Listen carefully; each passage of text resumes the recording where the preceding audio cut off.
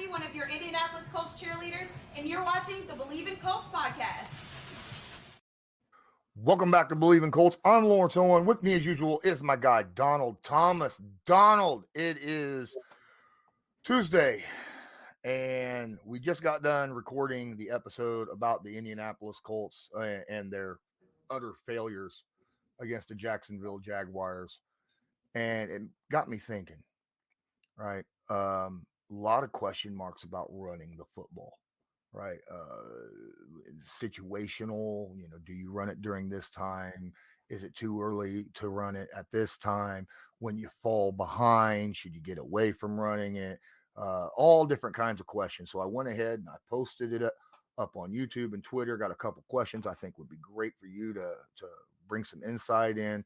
And then, of course, we'll just discuss a little bit about offensive line, the schemes, when someone should do something, when they shouldn't do something, and all sorts of stuff, man, because that's your forte, man. And I am excited to have you here to be able to kind of, I don't squeeze the lemon and get what I can out of you on this situation. You know what I mean? Yep. Do it, man. I'm excited to give some insight from an offensive line standpoint. That doesn't happen a lot. And understandably so. It looks like a jumbled mess sometimes, but from my vantage point, it's like poetry in motion. And so, there's questions that we're going to go over, and I'm happy to answer them, and hopefully, anyone watching this that doesn't understand or know line player, kind of the thought process behind it, will leave with a better understanding of the game today.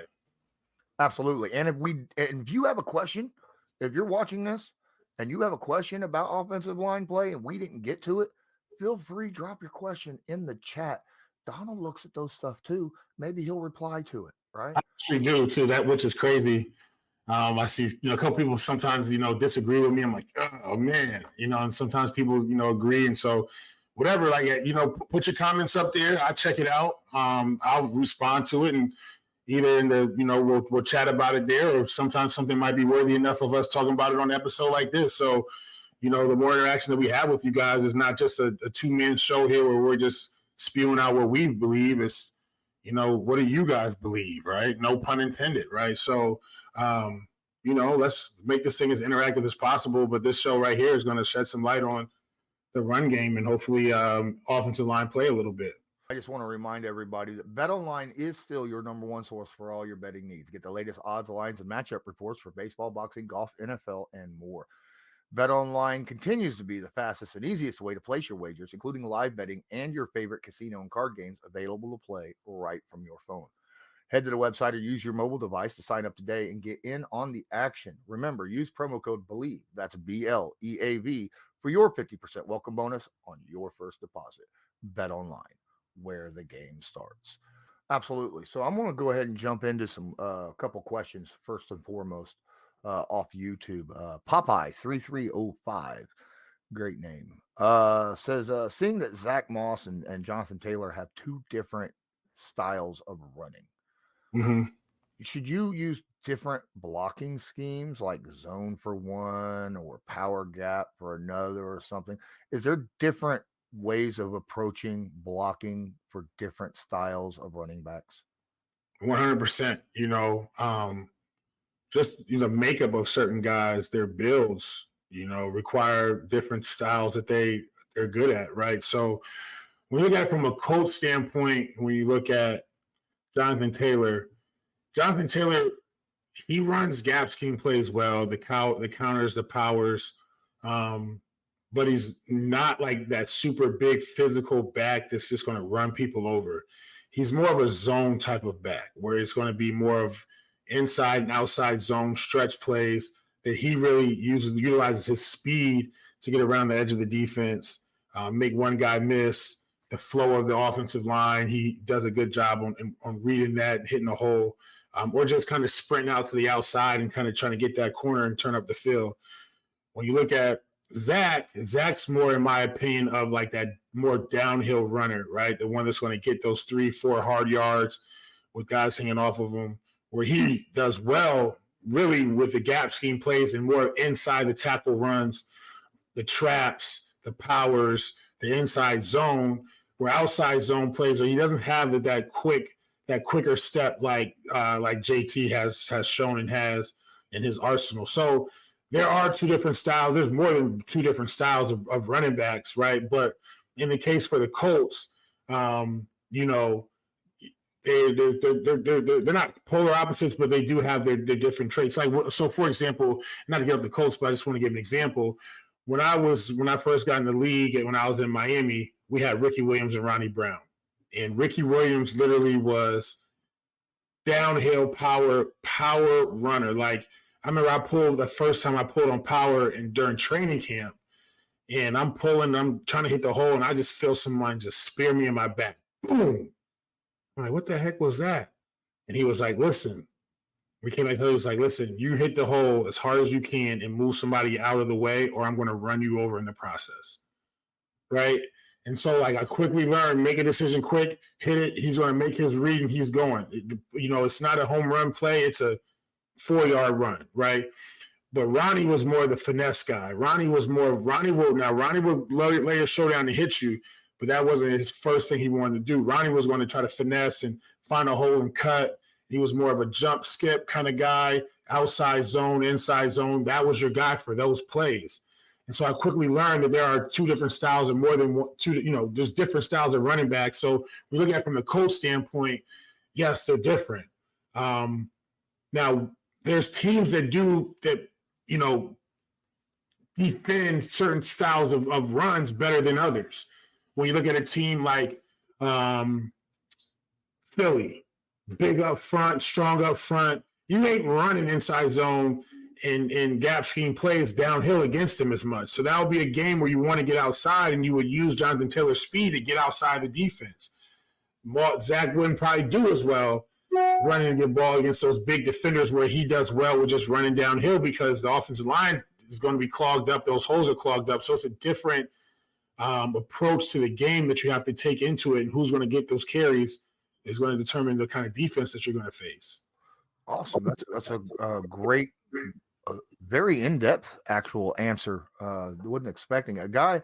I look at Zach Moss, and he kind of reminds me. I'm not saying they're the same player by any means. No player is the same player as another player in the NFL, but his running style reminds me of a lot of Frank Gore, right? You know, kind of downhill, finds that little sliver of light, and somehow finds a way to hit it and get positive yards out of that situation, right? That's the kind of running back I see from Zach Moss. Yeah. I'll give you that. Frank Gore is a. I mean, that's a. As I said, I'm not saying they're the same guy. Similar style. Yeah. I think the vision's there. I think Frank Gore was a special guy that he could see it and he could just hit it and go. But when you want to make a comparison to a guy that like when you're looking at type of running back or style of back, I think that is a good comparison. As far, especially reading inside zone, it's an art to that.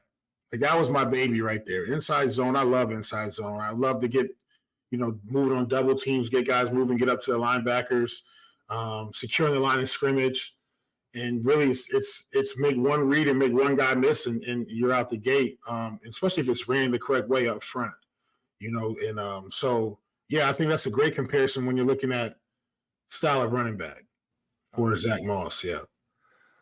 Another question we had was Cryovix. He says, I'm interested to hear, and I am as well, by the way, interested to hear how much verbal communication happens at the line before the snap compared to how much of it is just knowing where your block is before the snap. It's huge, right? So we go into a game, or when you learn different plays and runs, you have to learn the run. Okay, so let's just say inside zone, for example. Basic, everybody runs it from grade school all the way up to the pros. Inside zone is ran, between the tackles. It's, double teams on the front side at some point, whether it's between the guard and the tackle, the center and the guard on the front side, or the backside guard in the center, or the backside guard and tackle, however you want to block it up. But you learn it, against a 4-3 defense. You learn it against a 4-4 defense. You have to learn against a 3-4 defense, a 4-2 defense. So there's like 5 to 6 variations that you have to learn how to block that one particular run-up or any run-up against a defense. So when we go into a game, we know it's 4-3, right? We know we're facing a 4-3 team. Now, whether when we turn around and we call the play, we're going to line of scrimmage, they line up in a 4-3 under or 4-3 over. It depends on how we're going to call it. I could go from it being a 4-3 over and I'm playing right guard and we're running the ball to the right and I have a 3 technique on me and I know I got him by myself. The block is I have him by myself, as opposed to if they run a 4-3 under, which means that the 3 technique is on the backside of it to the weak side, right? Now I'm the guard on it and I'm going to have a 2-eye, which means that my inside shoulder is covered, right? So now that dictates that the center is working with me up to the linebacker. So when you have to hear those things, sometimes it's a variation of it, or they might shift during the line, like while the quarterback's in his cadence. Requires us to talk to each other so that we all know what we're doing. It could go from a single block to an A, or from a single block to a chip, whatever the call is. Every team has a different lingo, it's very, very, very verbal. I think the game has done a great job of miking guys up so you can kind of hear guys talking, even though if you don't really fully understand line play, you don't know what they're saying. You just hear a whole bunch of, 52's a mic, skip, scrape, or single, or A, B, or, deuce, or whatever it is. But we have to say those things. And I was always the type that I was like, man, I don't care if they know what we're doing. You know what I'm saying? Like, stop it. Now, when you're working with your guard and your tackle and you guys get really good together, we'll make dummy calls. We'll make dummy calls just to fool the defense, and we'll over communicate. And we might say deuce, back, 52 or whatever.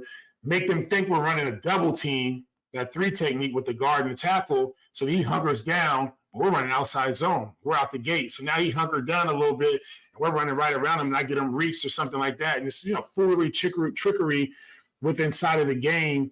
But there's a ton of communication. You have to communicate with, starts from the center and we relay it down. And then the guard and the tackle have got to talk, because there's ways you even communicate blocks. And I could go into that for an hour. And I don't want to go down a rabbit hole because I know that we have a lot to cover. But yes, you have to communicate a lot. It's so key. I coach 5th and 6th grade travel football for my son's team. And I tell those guys, like, listen, you guys have got to talk. You've got to talk. You've got to communicate. I don't care if they know it's coming. Make them stop it. But you guys have got to be on the same page, because if you're not, the play starts up front. So if we fumble anything that we're doing, the play's dead in the water before it can even start. It might be a good play with the matchup we really want, but we didn't communicate on the front end of it, if you know what I'm saying. So there's like when you're playing and you like a safety starts to creep down or a linebacker kind of swings out or something of that nature, there's a lot of communication, making sure everybody sees that as well, right? Yeah. So like, let's just say, for example, we're running outside zone and the safety creeps down late front side. Well, that we have to, re-identify who the Mike linebacker is now, because now technically that safety becomes the Sam, the strong side linebacker, right? And so now who was the Sam becomes the Mike, right? Because now he's the second guy in the box. The Mike becomes the Will, the weak side linebacker. And then the backside linebacker, we're either disregarding, we're not going to count him because we're running to that front side, right? Or we're saying he's got to take, the slot or the number 2 receiver in coverage because they're rolling the safety down so that safety can't cover, saying he can't stay over the top of the number 2 receiver. So we're just going to disregard him, or we can't run it to that way. We might flip the play completely.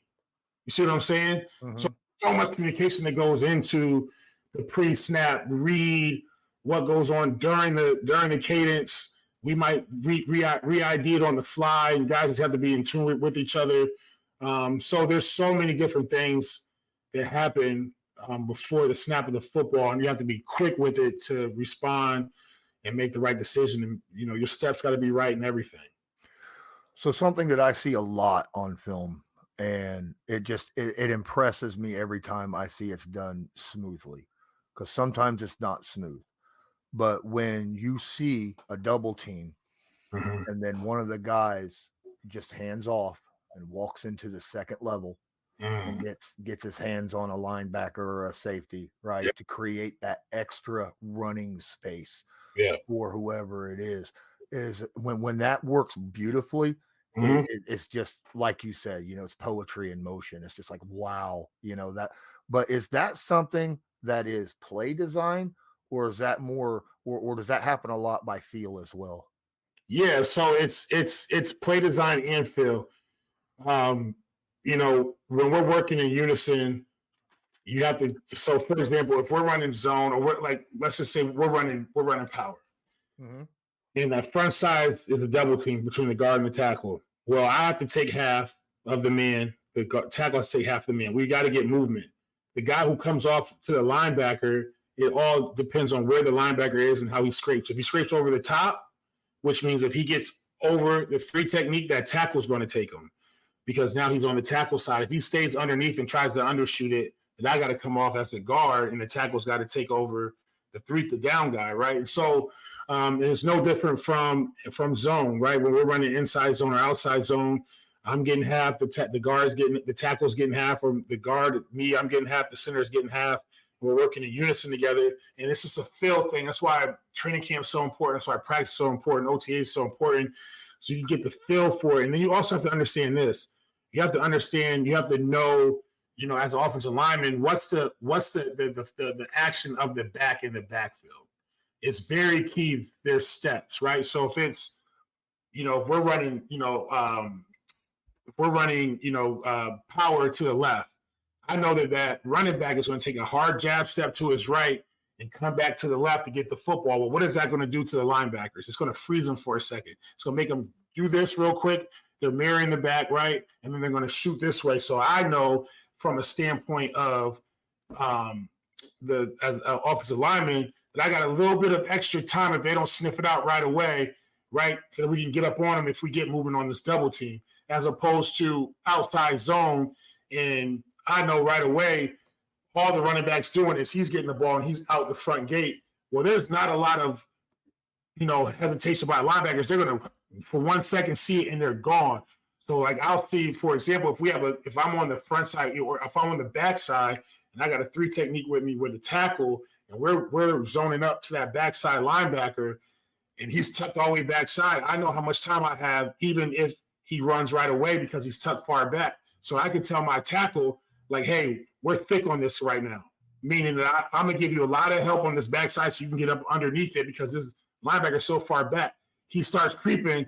Now that dictates how much I can help him. It might go from an arm and a shoulder into him. You really get him rocked to get his shoulders turned so I can get up to the line of scrimmage or I get up to the linebackers. It might go from that to, hey, and I'll just tell him quick, or I got to go. Like, and it'll go from just me giving him a hand like this to secure him so I can ricochet off of him so I can get up to that backer because that backer's flying out of the picture and you can't be running behind them because you're not going to do no good running behind them or you're going to get called for blocking the back or clipping in the back or whatever it is. So there's so much that goes into learning the game and learning angles. I tell them all the time, football is nothing but geometry. It's physical geometry. And if you can understand that, you're better off, but it's all about experience and how well you can be taught that. I was taught that, right? And then I got the feel for it. And as I got more comfortable with playing football, and luckily I had, good tackles with me with Costanzo and Vernon Carey and guys like that I played with in my career. Guys that are careless, seasoned guys that understood that if I said your name, like I would say, hey, Anthony, he understood what I was talking about. He'd be like, yep, because he saw it too.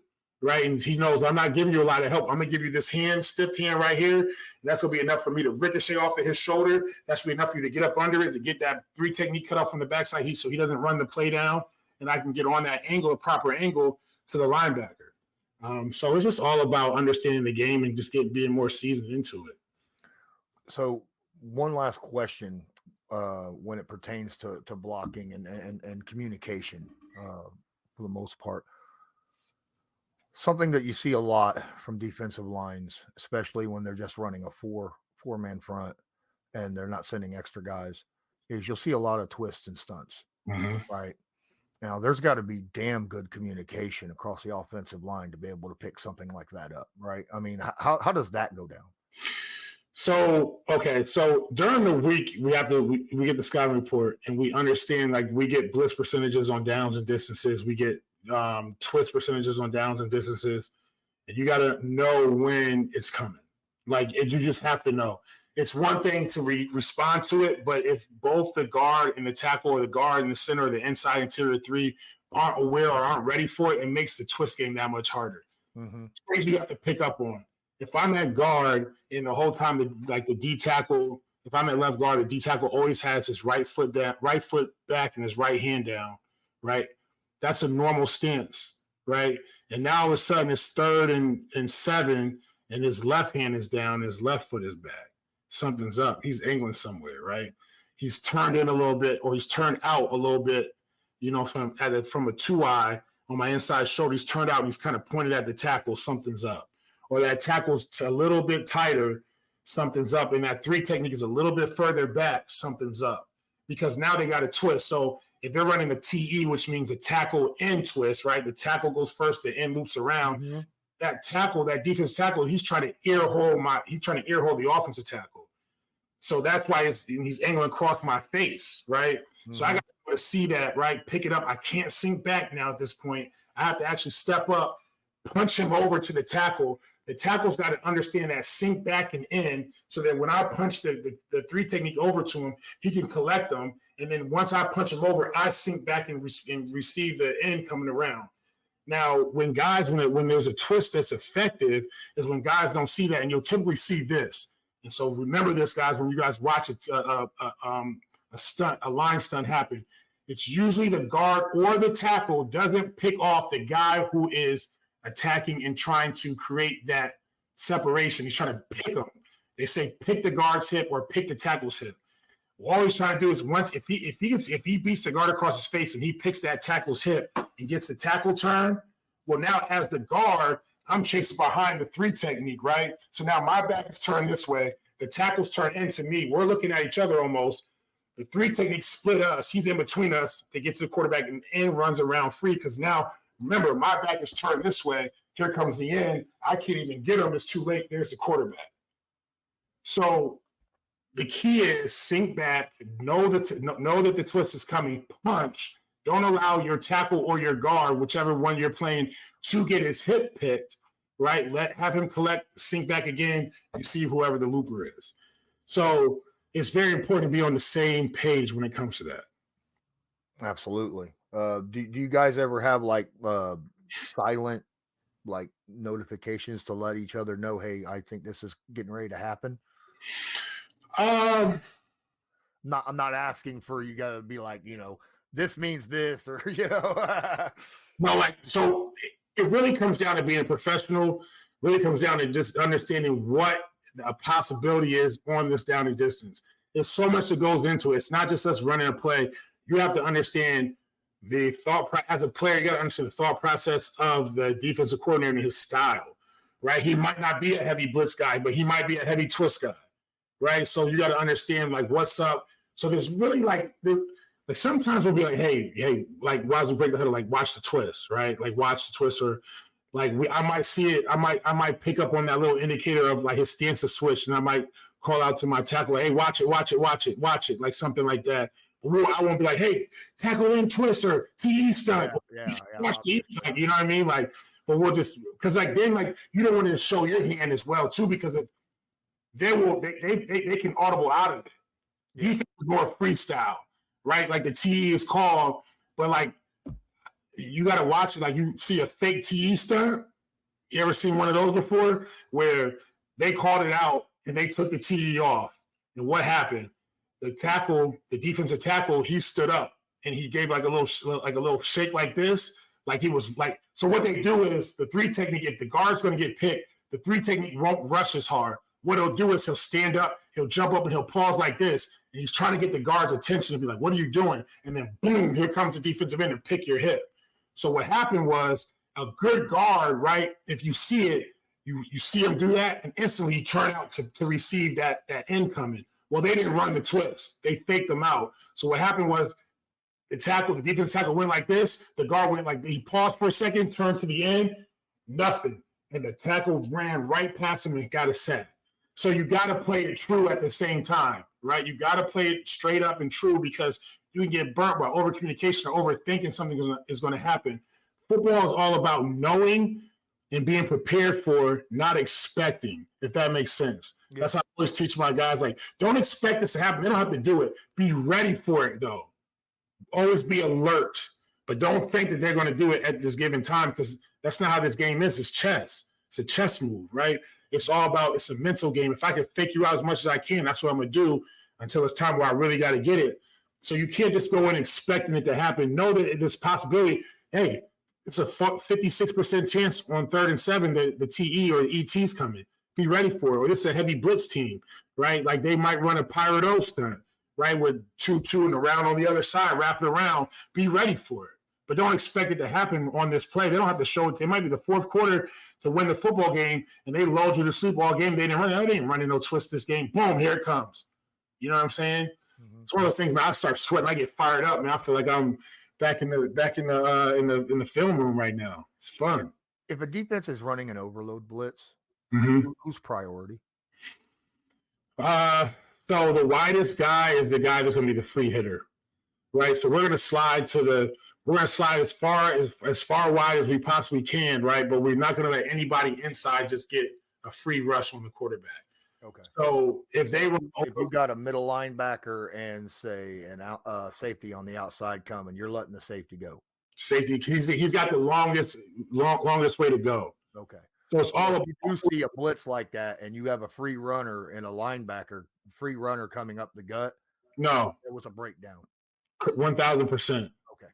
Whether it was the running back that then scanned back from his side back to pick up that middle blitzer, because we can't pick up everybody from an offensive line standpoint. Yeah. There's a slide on, right? Like if we're sliding somewhere, like we're sliding, we fan it on the backside or for the front side, and we see you got, a 3 technique, you got an outside linebacker, you got a 5 technique, and you got an outside linebacker, and the center's uncovered. We're going to slide that protection that way.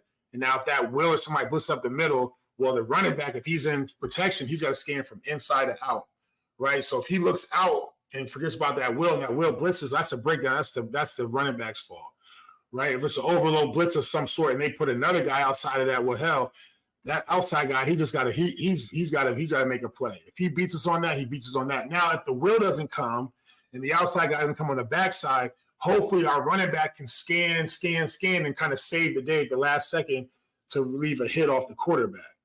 But like I said, you can't blitzes. We're bringing one more than you can handle, for the most part. Or we're bringing 5, and you got to block 5. But if we bring 5, we're trying to confuse you with some type of twist or the mic or somebody getting in there, wiggling in there, and so you just got to be alert for all that stuff.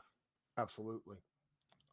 Kind of got to keep your head on a swivel, right? I've always said that.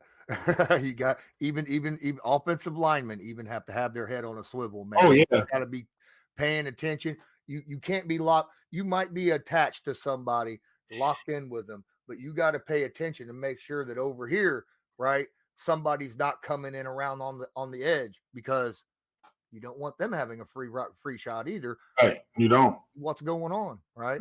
Yeah. I've always been the thought process: if you've already got someone stonewalled up, and you got a free runner coming through, to me, if he's free, there's no one to block him. It'd take longer for the guy that you've already got your hands on, if you let him go, that blocker, to get back to the quarterback than it would if he just held on to the guy. So I don't understand that, where I see that all the time. Wait, say that one more time. I was following you. I think I understand. So you got a blitzer. Mm-hmm. No. Nobody is able to pick him up, and you're already locked in. It's a delayed blitz, right? Oh, okay. Yeah. Yeah, a delayed blitz, and you're already locked in on a block. You don't drop him. You do not drop him, because you have an assignment to do, right? So, as much as if at guard, right? If it's man protection, and There's a 5 down look where they got, 5 down guys and everybody's locked up on somebody and that Mike blitzes and I'm blocking my 3 technique and I see that Mike come in. I can't drop this guy to take the Mike, right? Like somebody else has got to step up and block him, whether it's the running back or we just have to throw hot. Like there's hots built in, right? There's hot routes built in. Like literally, like you'll hear quarterbacks say, I got to throw the hot on this because we don't have enough to block this. But you can't, once you're engaged with somebody, unless you get bumped off by your center or by your guard, you have that guy all the way. And someone comes in and engages with you, then you can move off. Yeah. So for example, like this, right? So if we're running man protection means that we're responsible for the 4 down lineman plus the Mike, right? 4 down Mike plus 1, which means this. Plus 1 means this. Our primary responsibility is the 4 down, whoever the Mike declaration is. It's going to be to the front side of it. So let's just say it's 64 protection. 64 protection means that the front side of it is 4, right, is the even side, right? So that we're going to put the Mike to the right side. That means the running back is going to line up on the left side of the quarterback. He's got the weak side. He's got the will plus 1, right? So he's got the will and anything else like safety blitz or corner blitzes. If that will doesn't come, he's got to scan back, pick up that corner or outside blitz off the edge. Front side is we're taking care of the 2 down guys on our side plus the Mike linebacker. So typically in a 4-3, the uncovered guy, for the most part, if it's like a 4-3 over, right, is going to be that center. So he's going to make a call where he's going to say 55 is the Mike, and he might make a call like Rock or Ray or Ram or something like that, something with an R, right, alerting you that I'm working to the right. The Mike's to the right. Now, if that Mike were to insert into the B gap, in the 3 technique is lined up in the B gap and he angles into the A gap, that center, we're tracking the Mike. That center is going to see the Mike blitzing and start screaming, go, go, go, go, go. He's going to physically bump me off of him so I can take the Mike. Now, if the center doesn't say a word, and he doesn't see it and I see it, I can't drop the 3 technique because I don't know if the center is fell, tripped, went the other way. I don't know what he's doing because I'm engaged with the 3. Although I see the Mike blitzing, I can't do anything about it. Or if I see him blitzing over this way and he goes inside and I feel no one bump me off, I can't drop him. But now the center's got to see that, go, go, go, boom. And then I trigger the bump off and I take the Mike. You see what I'm saying? Yeah. Or if that Mike were to blitz all the way around the tackle, now we both got to see it. It's a go call from the center. I bump off, go, go, go to the tackle. I take the defensive end. He takes the Mike. You know what I mean? So it's all a thing where you can't leave until you're bumped off. Period. It's cardinal rule across the board for all offensive line play. You have got to be bumped off before you drop who you're engaged with. Okay. All right. It makes sense, right? Because you don't know what everybody else is doing at the same time. Right. So, that makes 100%. Even though when you're seeing a free runner going right beside you, you'd be like, it's very unsettling, but you have to trust that guys are doing things the right way. Because sometimes the center might make a pop call, and all that means is like the Mike is more head up to where he can't give you a Ray or a lion call or something where he's telling you which way he's going. He'll say pop, and the pop call means I'm sinking back.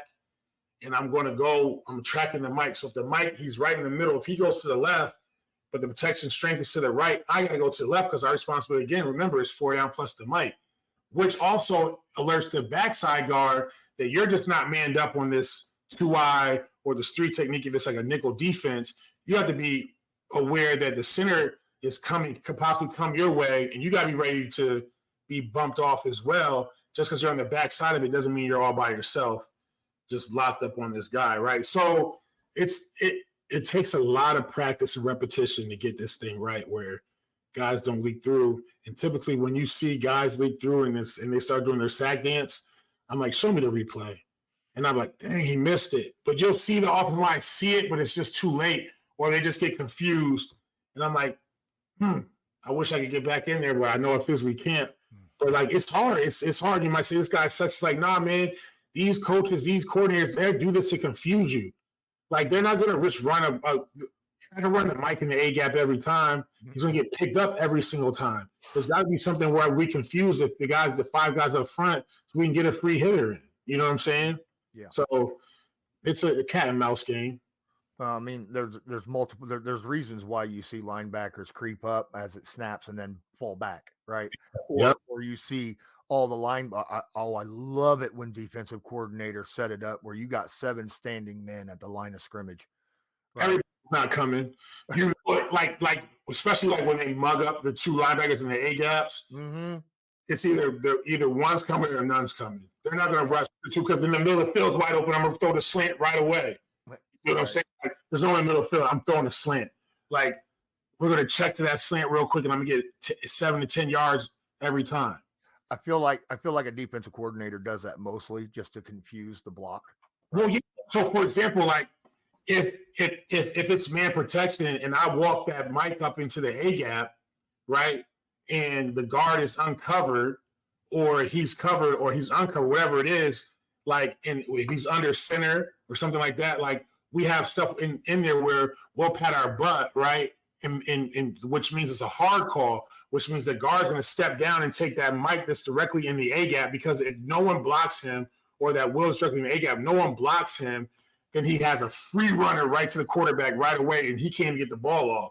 So what they'll do is they'll walk him up to bait the guard into stepping down hard into the A gap. He doesn't come, but now the running back has to step up and block the 3 technique that he's dropping, right? But now he realizes that he's not coming, tries to get back, and then the other linebacker comes, and it's like, oh, I'm caught in no man's land, and they get pressure on the quarterback. So it's all it's all by design. It's all, they're taught to confuse you from the line of scrimmage to get you to try to do something. And really, like realistically, like you have got to be smarter than the defense sometimes, or understand like they can't blitz right now. Like we've got 3 receiver side right here. Someone's got to cover this tight end in coverage. I know he can't come because if he blitzes, tight end's wide open or the middle field's wide open. So you have to know these things. That's why film is so important, and then knowing defensive tendencies is so important. You know, and then even watching and really like looking at, I'm talking about, like I would get so into it. I'm looking at how heavy they are in their stance. Like, are they really coming or not? Like I'm looking at how tense you are, right? Like, is he really coming or is he back a little bit? And he's just standing there. He's going to drop back as soon as we snap the ball. That back foot. Yeah, you got to watch everything. Mm-hmm. You got to watch everything. Yep. So we're going to end this episode. I'm going to have we're going to discuss one quick thing about when to run, when not to run, right? And what I'm talking about is it comes up a lot over this past game with the Colts and Jaguars, where and I'm not even going to discuss what time it is, how much clock is left or what the score is. We're going to talk man on man defense, box versus, blockers. Mm-hmm. You got hats, you got defenders, right? At what point do you need to audible out of a run call when you're outnumbered in the box? Like, you know what I'm saying? Well, I hear this all the time. Yeah. Oh, we only have our base offensive line on there, and Mhm. there's 7 guys in the box. We have to audible out and go into a pass play. Well, or we're only in base formation. We're in 11 personnel. We only have the 1 tight end there, and there's 7 guys in the box or 8 guys in the box. We got to audible out. I've always been of the assumption, and how I played in high school was base formation versus base formation is even match. When you got 11 personnel and you got your base formation defense of 4-3 or 3-4 sitting out there, that's an even matchup for running or not running. yeah. That's how I was raised playing football. Now I'm out here seeing, oh, well, they've got 7 guys in the box and we only have, 4, or we only have 5 or 6 hats for blockers. We got to get out of this. And to me, that's some soft ass football play right there. So, yeah. So, 7 in the box is standard. 7 in the box is standard to run against when you have more than just 5 offensive linemen blocking. When your tight end is in the game, 7 in the box is fair game. We got 6 for 7. It's no different from when you look at it from that, the aspect or the thought process of picking up a blitz, right? If they have more than we can block, then God bless them. That guy's got to make a play. So you'll see, for example, we'll run a play in the 7 in the box, and we'll book what we say book, which means that we're going to disregard this backside guy. We're running away from him. We're booking him. So it might be that backside end.